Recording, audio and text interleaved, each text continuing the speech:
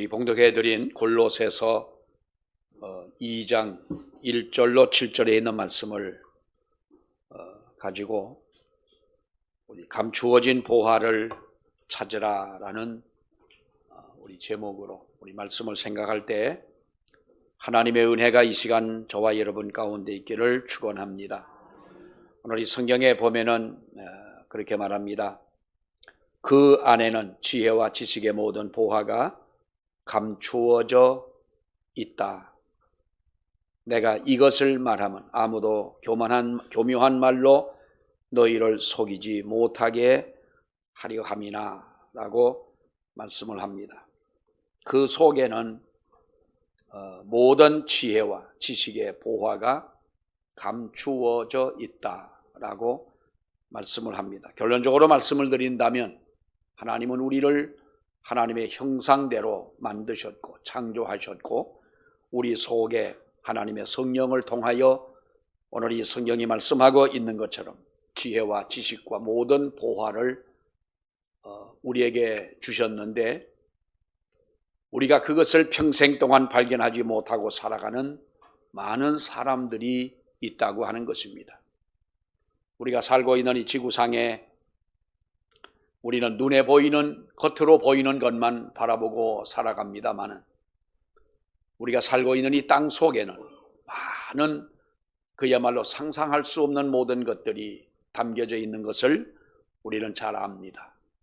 거기는 금도 있고 은도 있고 또 여러 가지 많은 이 광물질이 있고 또 우리가 생각하지도 못했던 석유와 같은 이러한 것들이 땅 속에 무궁무진하게 담겨져 있는 것을 볼 수가 있죠. 그러니까 사람들은 그것을 캐내고 발견하고 또 개발해서 정말 우리 모든 삶의 풍요로움을 이렇게 누릴 수 있도록 하고 있습니다마는 사랑하는 여러분, 우리의 마음 속에는 우리 사람은 우리가 크든 작든 우리 한 사람 한 사람을 놓고 볼 때에 그렇게 대단한 것 같지는 않지만은 그러나 우리의 속 사람을 우리가 들여다볼 수 있다면 우리는 무궁무진한 또한 하나님의 그 능력이 우리 가운데 있음을 믿습니다.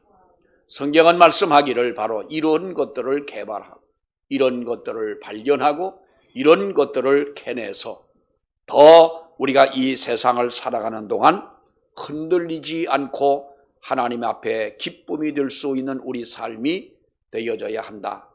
이것이 바로 오늘 이 성경에서 우리에게 보여주는 말씀인 줄로 믿습니다.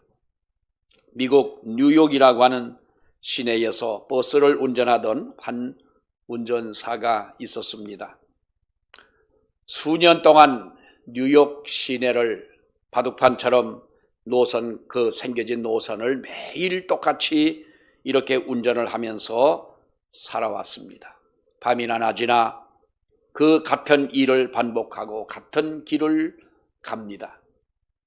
그러면서 그의 마음 속에 자기가 하는 이 일이 얼마나 따분하고 얼마나 무의미한 것인가를 느끼면서 뭔가 자꾸 마음 속에 이 지루함 또는 허무함 같은 것이 그의 마음을 지배하기를 시작합니다.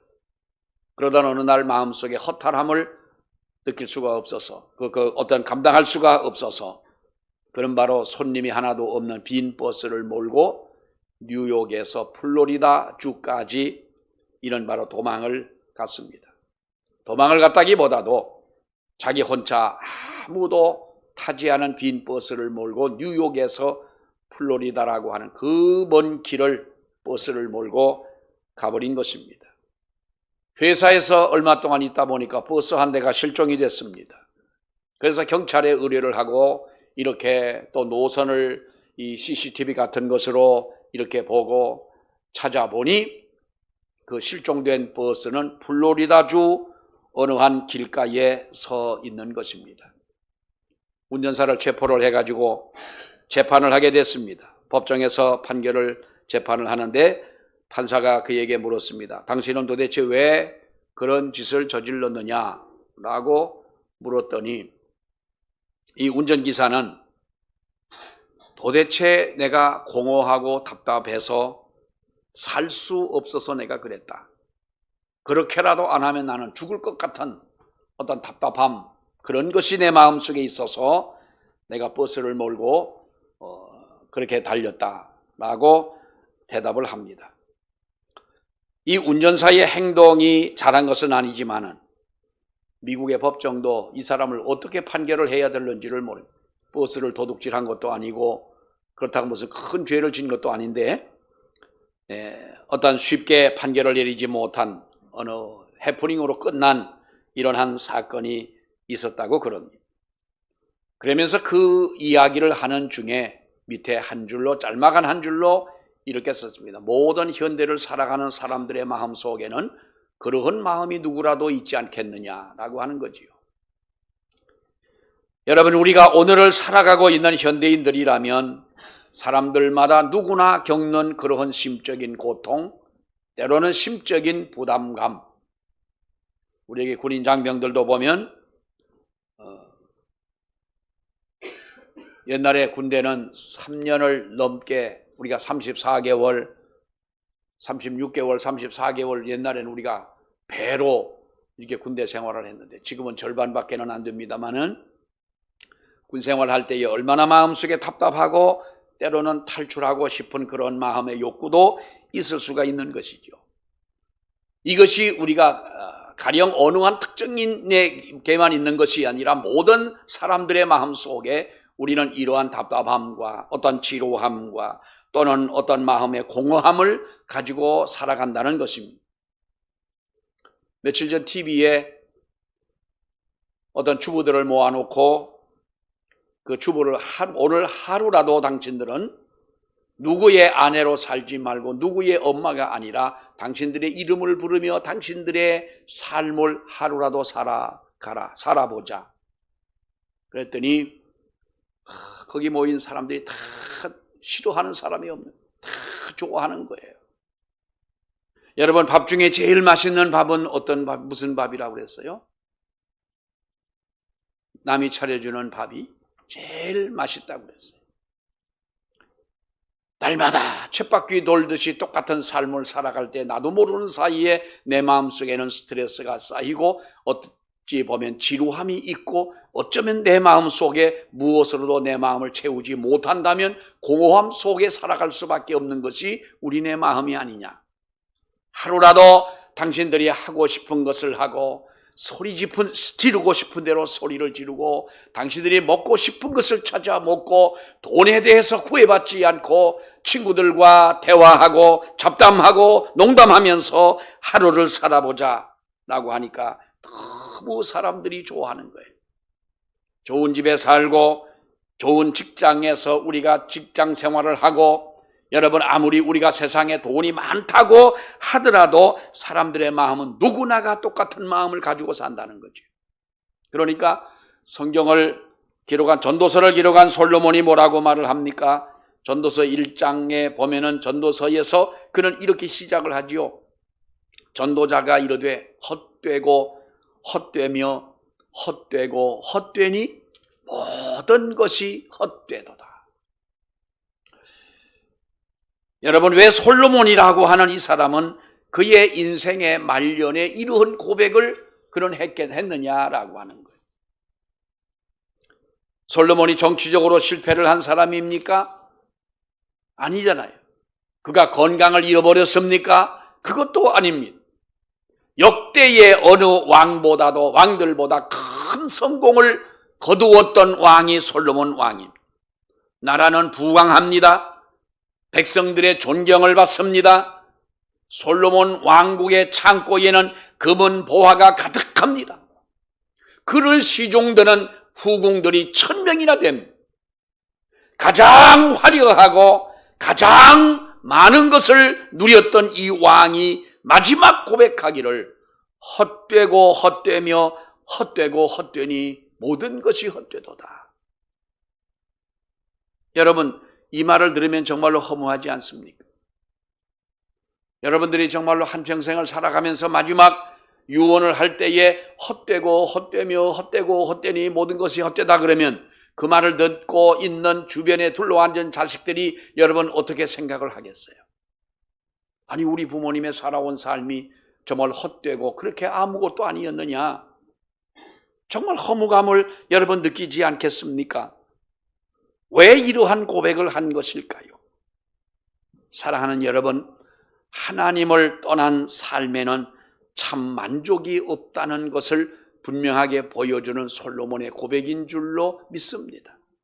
세상의 것들, 물질적인 것들, 이러한 것들은 육체에 잠시 동안 얼마의 유익을 줄 수는 있지만은 우리의 깊은 영혼 속에까지 이것을 가지고는 우리에게 유익을 주거나 감동을 주는 것은 아니다는 겁니다.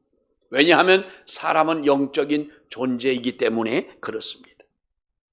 여러분, 그래서 영혼의 만족을 얻기 위해서는 우리는 날마다 하나님이 내리시는 영적인 만나를 만나야 되는 줄로 믿습니다.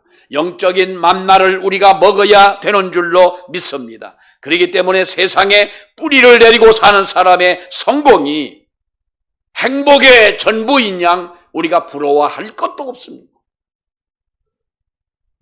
마지막 때의 세상적인 성공은 성경에도 말씀하고 있습니다마는 비가 내리고 창수가 나고 바람이 불면은 마침내 모래 위에 지은 집이 무너지는 것처럼 바로 무너질 수밖에는 없다는 것이지요. 얼마 전에 미국에서 여러분 산불이 나고 그 넓은 그 산이 타고 그 아름다운 집들이 바람과 불에 무너지고 타는 것을 아마도 뉴스를 통해 보았을 것입니다. 미국뿐만 아니라 우리나라에도 보면은 큰 산불이 날 때도 있습니다만은 여러분, 우리가 세상적인 것은 그러하다는 것이지요. 세상이 제공해 주는 것들은 우리에게 뿌리 깊은 안식을 절대로 제공할 수가 없다는 거예요. 그렇다면 우리는 영적인 만나를 만나야 합니다. 영적인 만나를 먹어야 하고 하나님께서 영적인 우리의 풍성함을 내리시는 그 은혜를 받아야 되는데, 오늘 이 성경에서 말씀하시기를 이 영적인 만나가 무엇이냐? 2절 말씀을 보게 되면 하나님의 비밀이라고 말씀을 하고 있는데, 이 하나님의 비밀은 곧 바로 예수 그리스도라고 성경은 말씀을 하고 있습니다. 그렇다면 우리가 허무하고 공허한 이유가 무엇이겠습니까? 바로 우리에게 주님을 향한 온전한 영성이 부족하기 때문에 그렇다는 거예요. 사람은 영적인 존재이기 때문에 우리는 세상적인 지식만을 가지고 돈만 가지고 물질적인 것만 가지고 절대로 만족할 수가 없는 것입니다.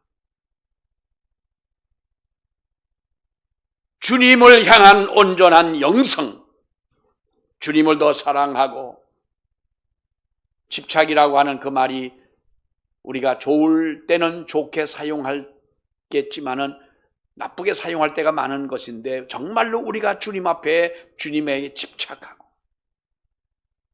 우리 마음속에 감추어진 보화인 예수 그리스도를 나도 모르는 곳에 감추어 놓고 살아온 우리의 삶이라면, 이제는 우리가 하나님 앞에 나의 영적인 성장을 이루고 감추어진 하나님 앞에 예수 그리스도의 이 비밀인 보화를 우리가 발견하고 영적으로 충만한 저와 여러분이 되시기를 축원합니다. 영적 영성의 생활이라는 것이 여러분 무엇입니까? 많이 들어본 얘기인 줄 압니다만은 우리가 나의 속사람을 한번 돌보자는 것. 우리의 겉사람보다 속사람을 우리가 돌보자. 여러분, 오늘 아침에 저는 그래도 폼을 있는 대로 잡고 나왔습니다. 동의해 주는 분이 한 분도 없어도 저는 괜찮습니다. 거울을 몇 번을 봤지요. 여러분, 교회 나오시다 보면 적어도 하루에 거울을 몇 번 보십니까? 주일날 교회 나오기 위해서 화장도 해야 되지요. 무엇을 입을까 잠시 고민도 해야 되지요. 근데 우리 교회 교인들은 향수를 뿌리는 것 같지가 않아요. 향수 냄새가 나는 것 같지 않아요. 근데 화장 중에 제일 잘하는 화장은 어떤 화장이 제일 잘하는 화장이에요? 화장을 했는지 안 했는지 모르도록 화장하는 것이 잘하는 화장이라고 그러잖아요. 우리는 세상을 살아가는 동안 여러분, 죽을 때까지 우리는 나의 모습을 돌보고 나의 겉사람을 여러분 살피고 돌보고 살아가지 않습니까? 아프면 병원을 가야 되고 배고프면 무엇인가 먹어야 되고 내가 겉사람이 쇠폐해가는 이러한 모습을 우리는 어쩌면 용납하지 않는 그런 마음을 가지고 살아간다면 겉사람이 그렇다면 우리의 속사람은 어떠냐는 거예요. 외유내강이라는 말이 있습니다. 겉으로는 우리가 부드럽지만은 속으로는 강하다 뭐 이런 뜻도 되겠습니다만은 여러분 진정 강한 힘은 외쪽에서 오는 것이 아니라 내면으로부터 시작된다고 하는 것인데 구약 성경에 보면은 우리가 잘 아는 삼손이라는 인물이 있습니다. 여러분 삼손이라고 하는 사람을 통해서 좀 더 명확하게 알 수 있는 것은 정말로 그는 힘이 좋은 사람이었습니다.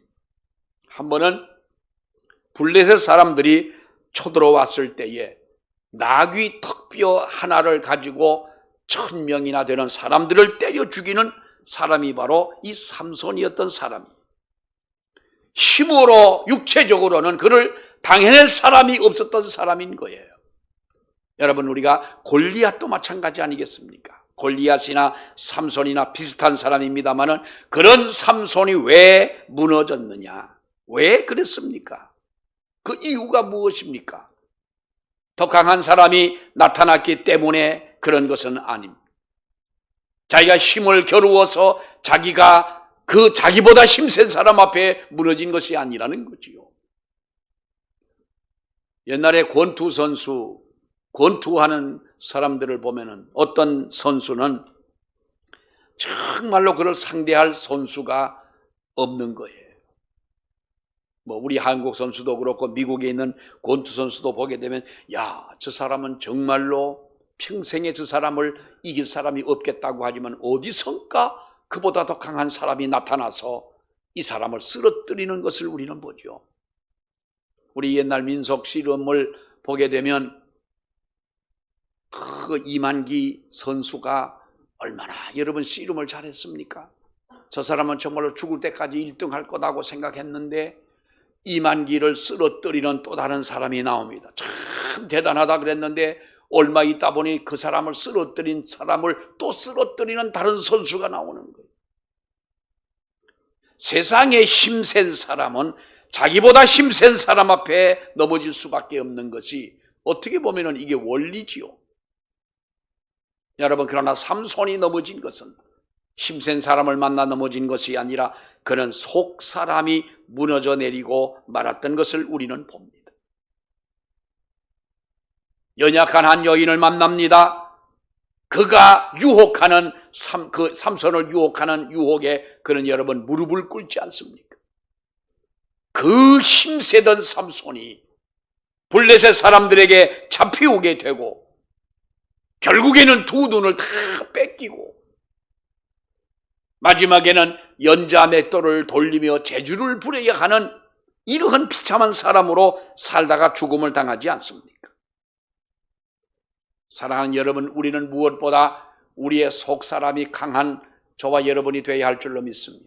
이것은 우리가 마음의 신념이고 어쩌면 속된 말로 내가 배짱이 있어가지고 강한 사람이 아니라 하나님이 내게 주시는 은혜로 하나님이 내게 주시는 성령의 역사로 그래서 우리가 하나님 앞에 충만한 영성의 이 넘치는 은혜로 살아갈 때에 우리는 쓰러지지 않고 넘어지지 않고 하나님 앞에 승리하는 우리가 될 줄로 믿습니다. 우리 예수님께서 이 세상에 오셔서 사역하시는 사역을 볼 때 뭐 사람들은 그렇게 나눕니다. 가르치는 것과 전도하는 것과 예수님은 병 고치는 일을 하셨다 그러는데 우리가 잘못 생각하고 있는 것은 예수님은 단순하게 병든 사람을 고쳐주기 위한 것뿐만 아니고 배고픈 사람을 먹이는 일로 만족해 하신 것이 아니고 죽은 사람을 살리는 것이 우리 주님이 하신 어떤 목적이 아니라 바로 우리의 속 사람이 하나님 앞에 새로워지기를 원하시는 그와 같은 일을 감당하셨다고 하는 것입니다. 자아의 회복이지요. 병든 우리의 속사람을 고치기 위한 것이 바로 우리 예수님의 교육이고 예수님의 사역인 줄로 믿습니다. 우리 내면에는 두 가지 성향을 가지고 살아갑니다. 예레미야 선지자가 말했던 것처럼 심히 부패한 것이 인간의 마음이라고 그런 것처럼 우리는 심히 부패함을 가지고 살아갑니다. 또 잠언 4장에 말씀하고 있는 것처럼 생명의 근원이 내 마음에서 나온다라고 말씀한 것처럼 심히 부패하기도 하지만은 우리에게는 생명의 근원인 우리의 마음, 이 두 가지의 성향, 경향을 우리는 가지고 살아가는. 그래서 어떤 날은 천국을 사는 것처럼 기쁜 날이 있는가 하면 어떤 날은 지옥을 사는 것처럼 괴로운 날도 있는 것입니다. 사도 바울이라고 하는 그런 위대한 믿음의 사람도 내 속에는 두 영이 싸움을 한다 그랬잖아요. 하나님을 향한 성령의 역사를 통한 바로 이러한 하나님의 은혜에 힘입은 내 마음이 있는가 하면 육신의 사람이 아직도 살아서 내 마음에는 갈등을 이루고 살아간다는 거예요. 사랑하는 여러분 보세요. 사탄은 우리의 심히 부패한 것을 자극하고 부각시키려고 하고 있습니다. 그러나 주님이 하신 사역은 뭡니까? 생명의 근원을 자극하는 일인 거예요. 은혜를 주시고 우리에게 역사하시고 우리를 뜨겁게 하시고 나를 발견하게 하시고 내 속에 주신 그 은혜를 깨닫게 하신다는 거예요. 자, 영성이라고 하는 것이 여러분 무엇입니까? 우리가 예수님에게 뿌리를 깊이 내리는 것이라고 성경은 여러분 말씀을 하고 있습니다. 우리 한국교회의 자랑이라면 성도들의 교회의 그리고 성도들의 뜨거움이라고 할 수가 있습니다. 그 열정이 있기에 우리는 매 집회마다 많은 성도들이 여러분 모이지 않습니까? TV를 보다 보면은 정말 우리가 TV에서 나오는 교회, 물론 큰 교회들을 찍어서 그렇게 했습니다마는 엄청나게 많은 사람들이 모여서 하나님 앞에 예배를 합니다. 하나님을 향한 힘찬 박수를 보냅니다. 호소하는 기도가 있습니다. 많은 체험이 있습니다. 그런데 모이는 수나 열기에 비해서 세상에 비춰진 교회의 모습은 그다지 자랑스럽지 못하다는 것입니다. 모든 교회를 보고 모인 모든 성도들을 우리가 한꺼번에 볼 때에는 대단한 것 같이 보이지만은 우리가 한 사람 한 사람 세상에 흩어져서 내 가정에 들어가서 우리가 생활하는 그 모습을 보게 되면 우리는 오히려 사람들에게 많은 비난을 받고 조소를 받습니다. 그 이유가 무엇이냐는 거예요.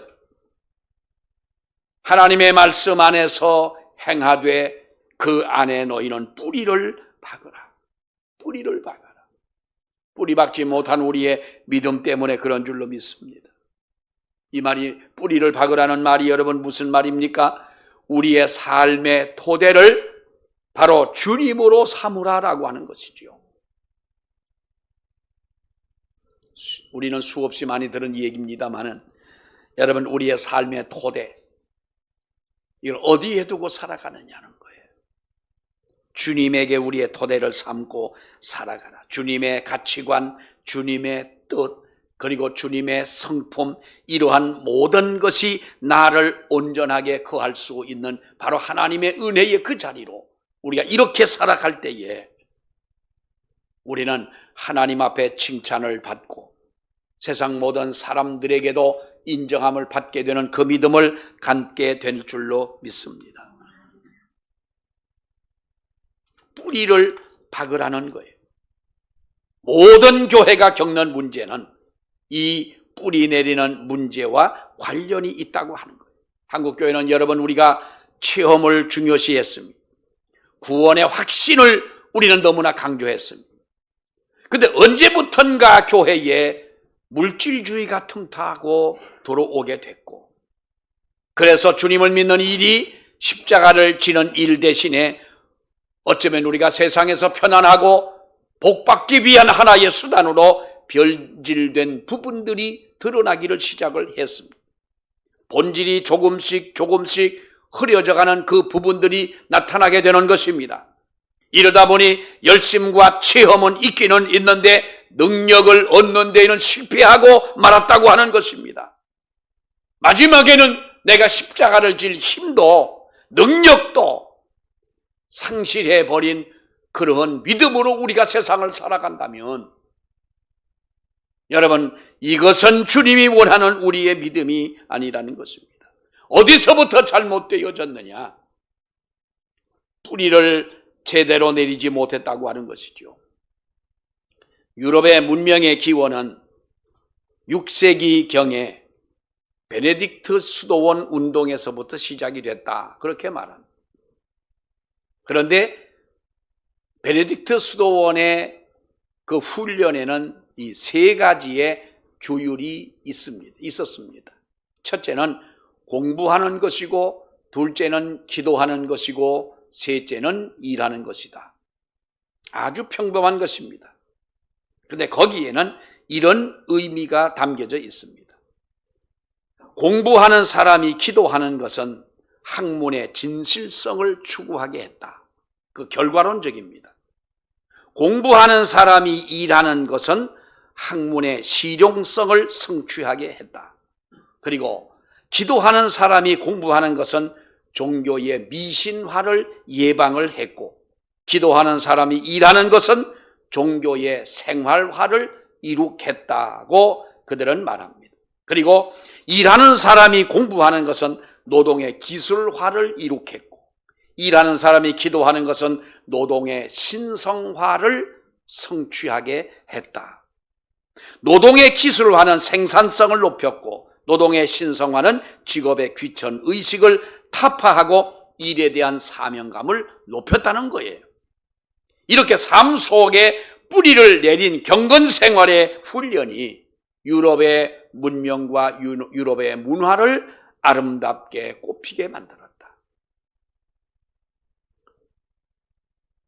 이 6세기 베네딕트 수도원에서의 바로 이 수도원의 운동,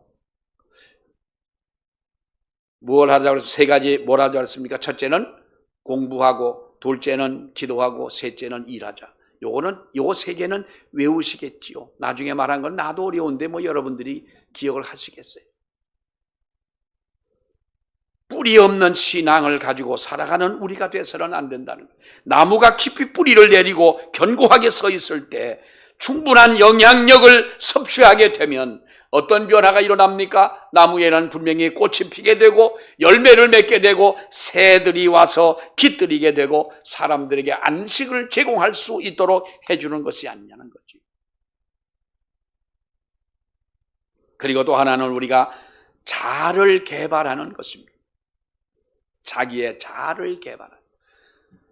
지글러라는 사람이 쓴 정상에서 만납시다라고 하는 책이 있습니다.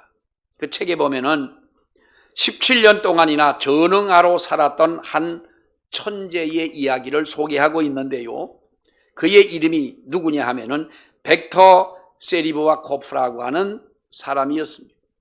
벡터 세리비아 코프라고 하는 이 사람은 15살 때 선생님에게 이런 이야기를 듣습니다. 너 같은 전응아는 공부해도 소용이 없어. 그러니 너는 장사나 해먹고 그냥 살아. 라고 이 선생님에게 이런 말을 듣습니다. 그때부터 그는 17년 동안이나 전응아로 살아갑니다. 선생님이 너는 전응아라고 그랬으니까 공부해도 소용이 없다는 거예요. 그러니 너는 장사나 하든지, 뭐 장사한다는 게 여러분 나쁘다는 의미는 아닙니다. 그 당시에 그는 이렇게 선생님에게 책망을 듣고 나서 17년 동안이나 전응아로 살아가는데 32살이 됐을 때 자기의 IQ가 161이나 된다는 것을 깨닫게 됐어요. 내가 전응아가 아니로구나. 내가 무식한 사람이 아니고 전응아가 아니고 나는 바보가 아니로구나. 자기가 그렇게 천재임을 깨닫고 나서 이제부터는 천재처럼 행동을 합니다. 책을 쓰고 어떤 것에 특허를 내고 그리고 사업을 합니다. 많은 돈을 벌게 됩니다. 그리고 멘사 클럽이라는 것이 있습니다. IQ 132 이상의 사람들이 회원으로 있는 멘사 클럽의 회장을 그는 하게 됩니다. 이와 같은 인간은 자신 안에 있는 엄청난 보화를 발견하지 못하고 살아간다면 우리는 어쩌면 전응아처럼 능력 없는 사람처럼 바보처럼 세상을 살아갈 수밖에 없겠지만, 사랑하는 여러분, 하나님이 주신 엄청난 잠재력과 하나님이 주시는 능력을 우리는 알게 될 때에, 우리는 그것을 깨닫게 될 때에 감격하고 놀랄 수밖에 없는 줄로 믿습니다. 우리가 영성의 진정한 삶이라고 하는 것입니다. 여러분, 이것은 우리 마음속에 날마다 개혁과 기적을 맛보게 된다고 하는 사실인 겁니다. 스스로 여길 때는 우리는 그저 보통 사람으로 생각을 합니다. 그런데 주님이 보여주시는 모습은 그런 하찮은 모습이 아니라는 거지요. 나는 할 수 없는, 어떤 것도 할 수 없는, 이제는 능력이 없는 사람이라고 생각할 수 있겠지만은, 그리스도 안에서 나를 발견했을 때에는 하나님의 주시는 능력으로, 하나님이 공들여 만드신 하나님의 걸작품으로 우리는 하나님의 마음에 합당한 삶을 살아갈 수 있는 그런 성도가 되는 줄로 믿습니다. 우리가 영성이라고 하는 이 말은 사용한 지가 그렇게 오래되지는 않았습니다. 없었다는 것은 아니지만은, 이 말은 1970년대 이후에 우리가 한국 교회에서 주로 많이 사용하게 되는 이제 그런 단어가 됐습니다만은, 그때부터 교회와 성도들에게는 널리 이렇게 영성이라는 이 말이 알려지거나 관심을 갖지는 않았던 것이지요.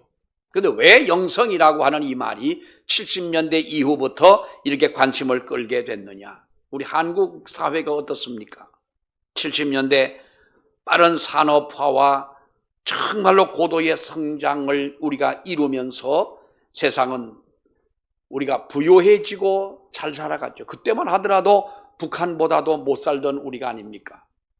이런 산업화를 이룩하면서 정말로 우리 사회가 이제는 부강하게 되어 갑니다마는, 더불어서 우리의 모든 삶은 부패해져 갔고 교회도 이상하게 부패해져 가는 세상을 따라가면서 살게 됩니다. 하나님의 교회가 부흥합니다. 유례없는 성장을 이루어 가지만은 동시에 세속화가 심해지는 때도 바로 그때였습니다. 이때 바로 영성이라는 말이 관심을 끌게 됐습니다. 그 이유가 무엇입니까? 교회와 성도들의 삶을 더 이상 이대로 방치해서는 안 된다. 이런 자각과 위기감이 교회에 오게 됐던 거예요. 세속화되어 가는 교회와 성도의 삶의 변질을 막아보자는 거지요. 내지는 세속화되어 버린 교회와 성도의 삶을 회복하자는 거예요. 사랑하는 여러분, 우리가 급변하는 세상 속에서 성도들로 하여금 우리를 중심을 잡게 하는 것이 뭐냐? 내 속에 감추어진 예수 그리스도 그 보화를 발견하고 거기에 우리가 뿌리를 내리고 흔들리지 않는 믿음으로 하나님의 영의 사람으로 온전하게 서라. 그럴 때 우리는 어떠한 유혹도 물론 이기고 승리하게 되지만 하나님이 기뻐하시는 사람으로 살아가게 될 줄로 믿습니다. 영성의 사람, 하나님 앞에 영의 사람이 될 때에 우리는 날마다 승리하게 되는 줄로 믿습니다. 우리 이 은혜가 우리 모두에게 임하시기를 우리 주의 이름으로 축원합니다. 기도하겠습니다. 거룩하신 아버지 하나님, 하나님의 은혜를 감사합니다. 우리 안에 하나님께서는 지혜와 지식과 모든 보화를 이렇게 아름답게 부어주셨지만은 우리가 세상을 살아가면서 하나님 세상의 모든 보이는 것을 따라가며 세상의 문화와 문명과 또 이 모든 것들을 우리가 따라가며 하나님 앞에 말씀대로 살지 못하는 이러한 모습들을 주여 우리 한국교회에서 보게 되고 믿는 성도들 모습 속에서도 우리가 그러한 모습을 발견하게 되는 줄 압니다. 아버지 하나님, 그러나 성경이 말씀하고 있는 것처럼 내 속에 있는 하나님이 부어주신 이 보화를 발견하라고 말씀하신 이 말씀처럼 주여 우리에게 주신 이 은혜를 다시 한번 우리가 깨닫고 말씀 속에 살아가는 저희들 될 수 있도록 은혜 주시기를 간절히 원합니다. 예수 그리스도 안에 뿌리를 내리고 어떠한 바람이 불더라도 흔들리지 아니하고 끝까지 승리하는 우리 모두가 되게 하여 주시옵소서. 예수님의 이름으로 기도하옵나이다. 아멘.